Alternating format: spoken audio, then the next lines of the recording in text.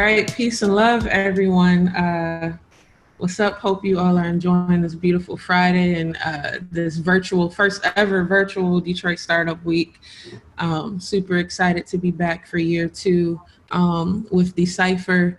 And I don't know if any of you missed Wayne's awesome presentation the previous hour. I'll just give you a quick spiel on what Decipher is about. So we're a music mastermind collective.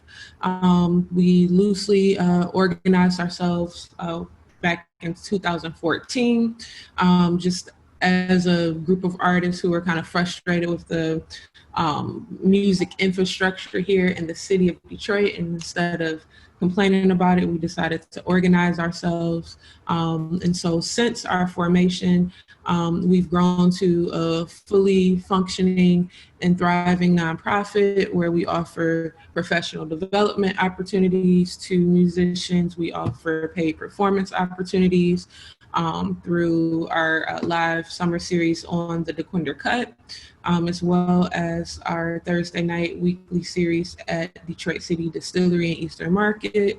We host master classes where we kind of bring in some of the OGs from the Detroit music community, and they kind of drop gems to us young bucks and just share, their experience. So we do a lot. It's all about supporting our Michigan music community here. So I'm happy to be here.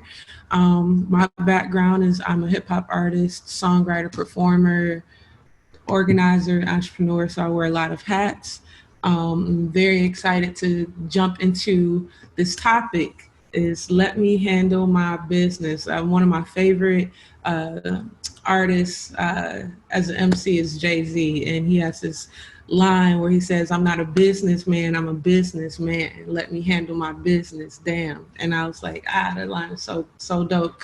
But I think it speaks to artists, as we're not only creatives, we're not only artists, but we are also businesses. And from my time doing music, and I've been doing music half my life, so that's about 14, 15 years now, actually more like 16 years. And I've learned a lot about pretty much the do's and don'ts of, being on your business, not being on your business, and kind of the pitfalls that comes along with everything. So we'll jump right into it. So during this talk, we're gonna talk about how to establish yourself as a business and a brand in music. We're gonna talk about the business and artist infrastructure essentials.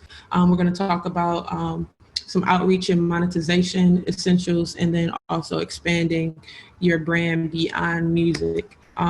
So first we'll just dive into the infrastructure. So as a musician, as an artist, as a songwriter, as a DJ, as a producer, as a performer, you are a small business with multiple products. That's the first thing that I kind of want to stress, that we are small businesses with multiple products, meaning that, some small businesses, they're a single member business. It's just, that one person, rocking and rolling, making things happen. Or you can have a small team of people. As artists, it could just be you kind of running the show, but you may also have a manager. You also have, band members that you collaborate with. You may have an entertainment attorney that you work with. You may have a PR or promotions person that you do business with. All of those people who are on your team, they help you run the business. So you are like a small business in essence. And then we all have multiple products. You can look at each song like a product. You can look at each piece of content that you put out as a product, whether it's a song or a video or album or a mixtape. If it's a live show, that's a product. If you are selling merch, those are multiple products. And so think of yourself as a small business with multiple products. You're also a brand with a brand identity, meaning, if you think of Starbucks, right? Or if you think of a McDonald's, you think of what they're automatically associated with. If you think of Apple, you think of, you know, very expensive technology that usually has like a clean design, or it's catered towards creatives. So, you know, you have those kind of brand associations, but also, you know, brand identity. You know, Beyonce has a very strong brand identity. You go to a Beyonce concert, there's a certain level of performance and caliber that you're expecting. A brand identity can also be, you know, your personality, what your music sounds like, the aesthetic of your social media and website platforms, the way you dress when you're on and off stage. You know, think of your brand identity as all of the things that are associated with who you are, what you represent, what you sound like. You know, Prince is a perfect example of someone who had a strong brand identity. You know, single-handedly, the color purple is associated with Prince because he incorporated that in a lot of his work, in his wardrobes. The same with artists like Janelle Monáe, who always, you know, kind of rocks a black and white aesthetic. So, you know, think about those things as we kind of move through the presentation. You are a small business with multiple products, and you are a brand with a brand identity. So some of the things that you want to kind of start, these are like your basic foundational elements that you need to have as an artist who is, you know, putting themselves out in the public market space, whether that's putting music up to be streamed or doing live performances or, you know, virtual shows, whatever you're doing. If you're in the public market space and you want to make money at your craft, these are some of the things that you absolutely should have. So one is you want to set up an LLC. For those of you who aren't familiar with the LLC, a LLC is a limited liability company. It's a type of business structure. So you have like a sole proprietorship, which is usually a business with one person.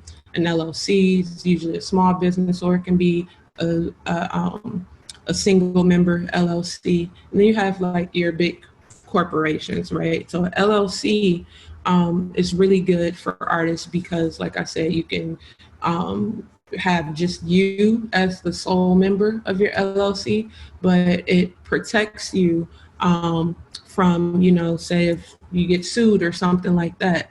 Instead of, you know, if you didn't have a business and if someone sued you for, I don't know, you tried to jump off stage and you knocked somebody upside the head like Miguel did at the Grammys and somebody tried to sue him. If you didn't have a LLC structure set up, somebody could sue you for your personal assets. A LLC protects you from that. So then it's just kind of focusing on your business assets. Also, what's really, really important is as musicians, we have a lot of expenses, whether that's paying for studio time, whether that's buying new gear, whether that's gas to and from shows or rehearsals, whether that's you bought a new outfit for a show. All of those expenses can be written off as a business expense under a LLC entity, and it's really easy to do in the state of Michigan. It only costs $50, and you just go to michigan.gov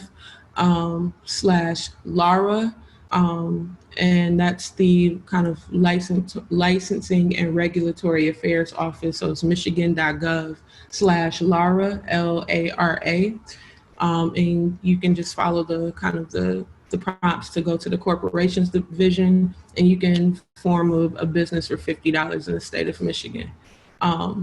Once you set up your business entity, you will get what you call an articles of incorporation.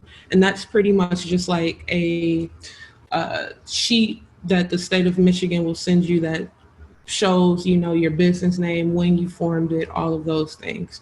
You then can take that articles of incorporation And you can use that to open up a bank account.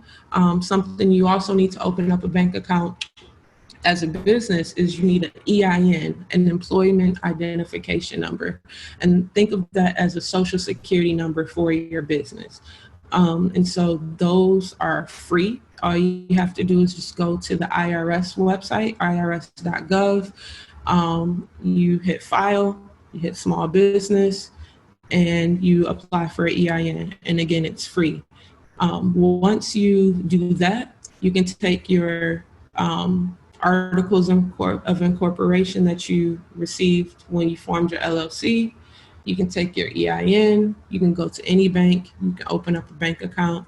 And there's also a lot of options now, whether it's a traditional bank, Chase, Bank of America, Huntington Bank, or any credit union, but there's also a lot of really great small business banking solutions online.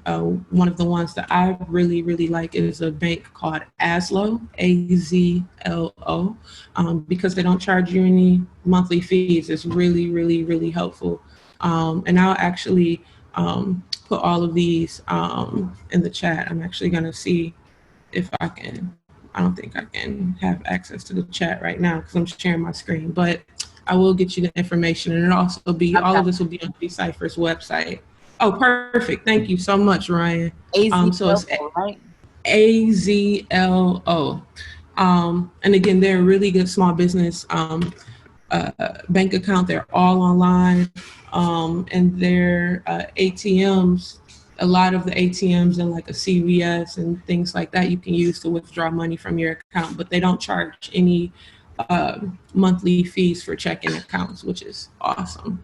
So Azlo is a great way, but again, any bank account, you want to be able to separate your music business money from your personal expenses. And also another good thing about Azlo is you can send invoices from their platform as well. So if somebody books you for a show and they request an invoice, you can do it right from your bank and get that money directly deposited into your account.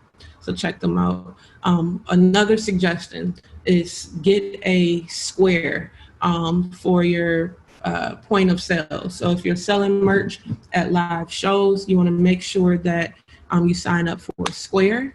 That's squareup.com, I think is their website. And you can kind of build out your store, set, your price points for your merch. And that way, when you're at a show or however, you're selling your merch, if someone says, oh man, I can't buy, that shirt because I don't have $20 in cash. Well, you can accept credit card payments right at your merch table. So it's always good to have a Square Up. So that's kind of like your business. Is you want to have your business entity, you want to have a bank account, and you want to have a way to be able to collect payments wherever you're selling your product in person. On the creative side, you're making music, you're making beats, you're writing songs for people, you are, gigging, and you want to get your music up on all of the streaming platforms. And you also want to be able to collect royalties from your music. This is kind of getting into how we monetize our product. So the first thing that you want to do if you are making music, whether it's songs, whether it's beats, you want to register with a PRO. I know Wayne talked about this in his previous chat. The two major ones are ASCAP or BMI, and they have different price points. I believe BMI is free and ASCAP is, I think like $100 or $50 for if you want to sign up as a writer, and $50 if you want to sign up as a publisher. So a PRO, pretty much they collect royalties on behalf of songwriters and publishers. So whenever your song is played or performed publicly, they're keeping track of those royalties. So that's the songwriter and publishers. Those are the people who are receiving royalties from that. And most of us, especially here locally, most of us, we write our own material, and we also technically are our own publishers as well. So those are kind of two different ways that you can, make money from your work. You also want to register with the organization called Sound Exchange. Sound Exchange pays the artist and your label. And again, if you're an independent artist, you are your own label as well. And Sound Exchange collects royalties from digital. So all of your streaming platforms, Sound Exchange, they track those royalties, and make sure you get those royalties as well. Something else that you also want to do is you want to set up online distribution. Now, this is how you're able to get your music on Spotify, Apple Music, Tidal, all of those kind of platforms. And there's a ton of online distributors. Some of the best ones are CD Baby, which has been around the longest. You have TuneCore, which is great. Symphonic Distribution is great. And United Masters is the one that I personally use for my music. All of these have different price points. Some of them are free to set up, and they just take a percentage from your what you make. I believe United Masters takes like 10%, but it's free to sign up. TuneCore, they don't take any percentage from what you make, but it's like $50. I think it's like the average to sign up. So you just have to check their websites and see what their price points are. But I want to show you guys quickly a little bit of the interface of United Masters. So what makes them great and why I highly recommend them is because this is a screenshot of their app that I have on my phone. So I can literally upload music through to their site to be distributed, all over the place through my phone. And you just click new release and you follow the prompts, upload your music, upload your artwork, put in all of the appropriate credits, and you set your release date and you're good to go. They also track your metrics. So like these are screenshots of streams, and you can kind of toggle between like how many streams you did that week or that month. They also track all of your followers and where they're coming from. They also track your audience. And they break it up by gender and age, which I think is really helpful. And then they also track where your followers are coming from geographically, which is really helpful if you are looking to set up a tour or anything like that, or just do more shows. They're a really good platform, and I highly recommend them. So you have your platform set up, you have your business set up, you're already, distributing your music. What I want to talk about next is kind of how do you scale that up, right? In the music business is very interesting, is that the way that we promote our business, our brand is also the way that we make money. So most traditional businesses, they have promotional expenses where they're just putting out stuff in hopes to, get people to come into their store, getting people to buy their product. They may not make any money on those promotions. For us as musicians, we actually make money on our promotions. So you may put out a song for streaming to get people excited to buy your full-length album in the future, or you may put up a album and you use that album as a way to get people to buy some of your t-shirts or to come to a show. So we're a unique business in that, and because of that, it's important that we're always on our game with making sure that we're taking the appropriate needs to outreach and get our name out there. It's been countless times as Decipher, like we book artists, and when we book an artist, we may want to put up a link to their website and they don't have a website, or they have several different social media accounts all under different names and different profile pictures. So, take some time, and now it's the perfect time while things are slowing down. We're not really doing a lot of live performances. A lot of us artists are at home kind of, trying to, refocus and re-strategize, and plan for the future. Now it's the perfect time to focus on setting up a proper website, making sure our social media pages are clean and clear, and that they link back to our website. It's always a good idea.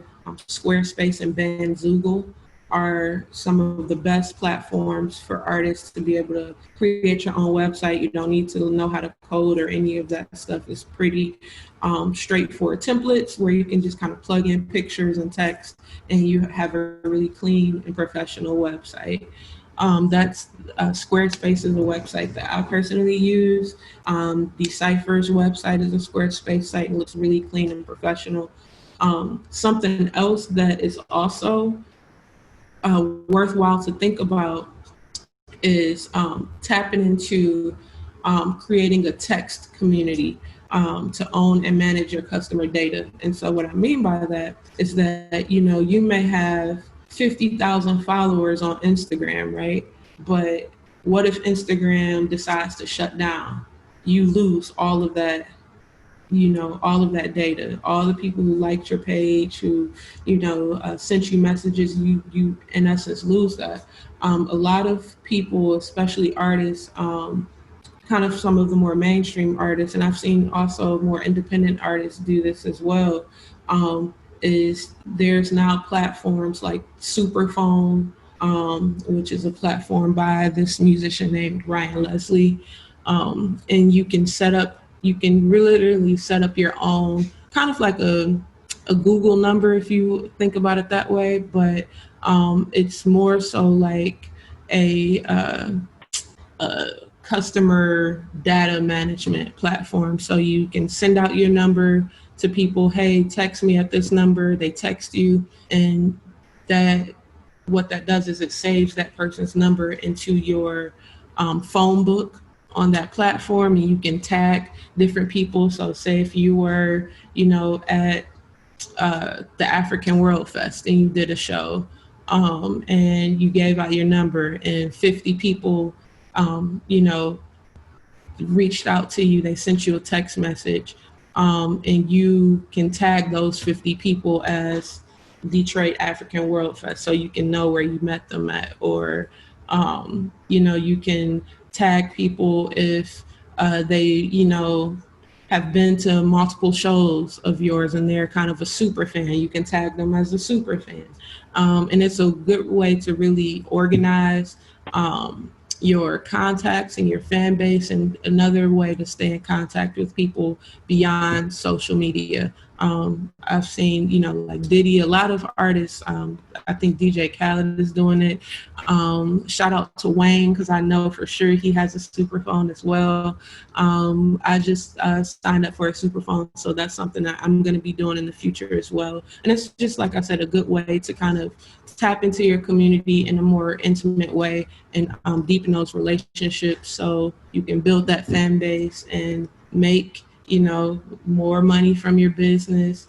And then it's also a great way too to organize people who you meet that may say, hey, I'm a journalist, or hey, I want to book you for a show. So just it's a great way to organize the people that you run into contact with as an artist. Something else that you definitely want to do as an artist is you want to play live. That's it's a reason why we see so many bands and some of our favorite artists tour for years, because it's is always kind of a bread and butter of how an artist makes money. So play live as much as you can now that live shows aren't happening. you can do virtual shows. In our next session, that's going to be led by Stacey J, will tap more into that. Something else to think about is to offer subscriptions where, you know, people pay a monthly fee and they get exclusive things from you, whether it's, you know, they get first release to the new music, or they get music that is only released for them that they have access to. So think of, you know, different things like that, and Patreon and Bandcamp, and even Twitch, which is a live streaming platform. They offer subscriptions as well.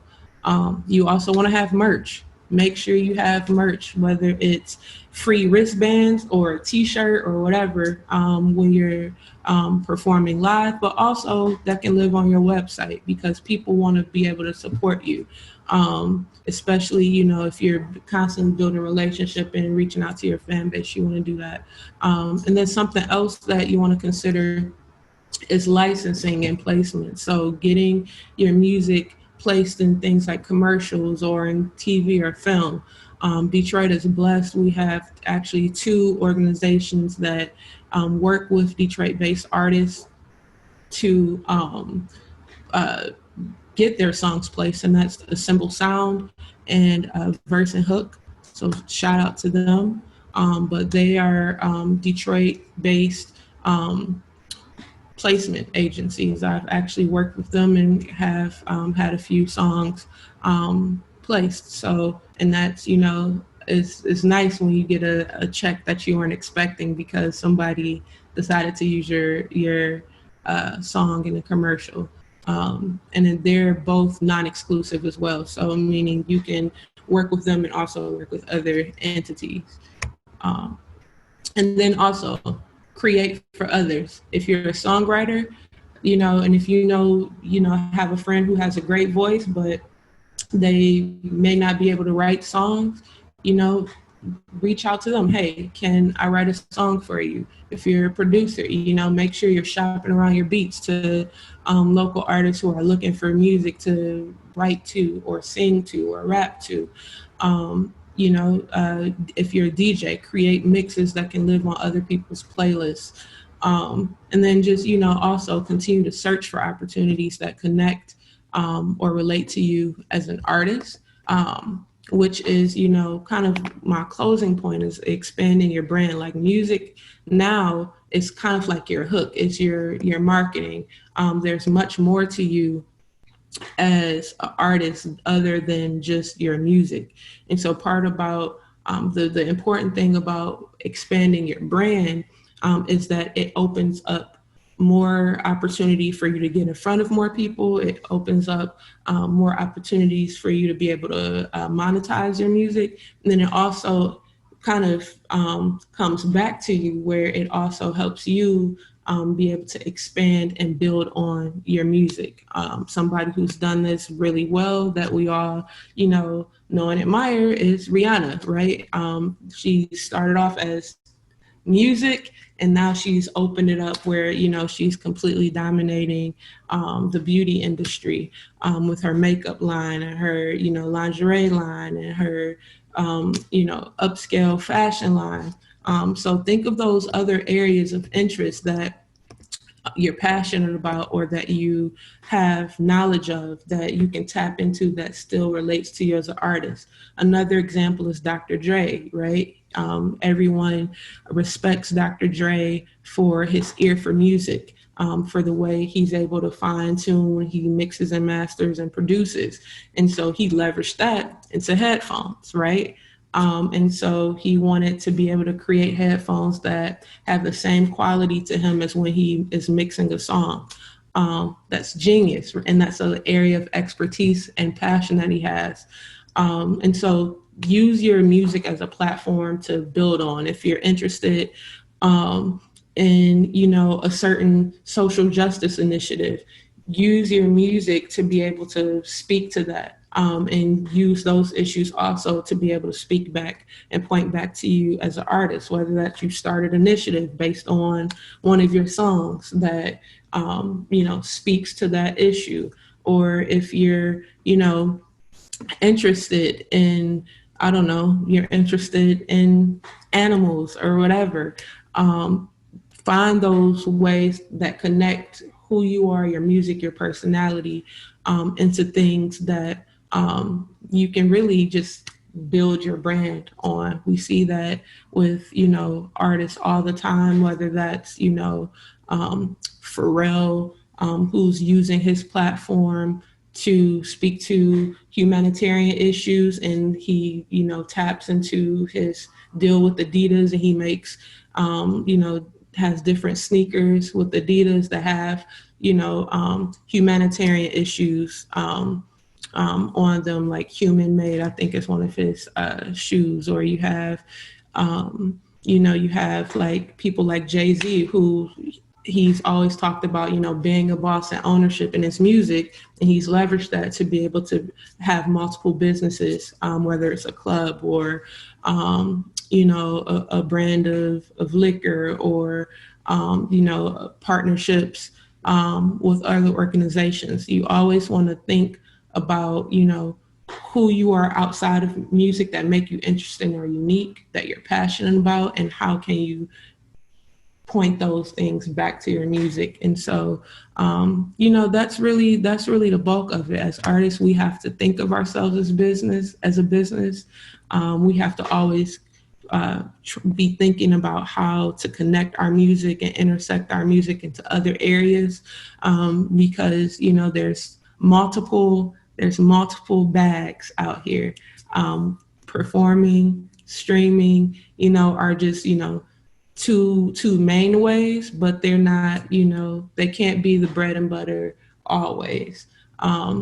And I think, this pandemic has shown us that we have to start getting creative and figure out other ways to market ourselves, to continue to connect to our fan base, and, monetize our work, because we want to be able to be sustainable and continue to do this long term and be able to feed our families and, build, a career and legacy off of what we love to do, and that's music. So that's my presentation. I hope you guys enjoyed it. I'm leaving my email, nique@decipher.org. Make sure you also check us out at decipher.org/collab if you want to tap into what we're doing. And then also, if you just want to check out some of the things that I'm doing as an artist, because a lot of this I incorporate into my business as an artist. I have multiple hustles. Like, if you know me personally, I have multiple hustles, but we all should, because that's the new economy we're living in. So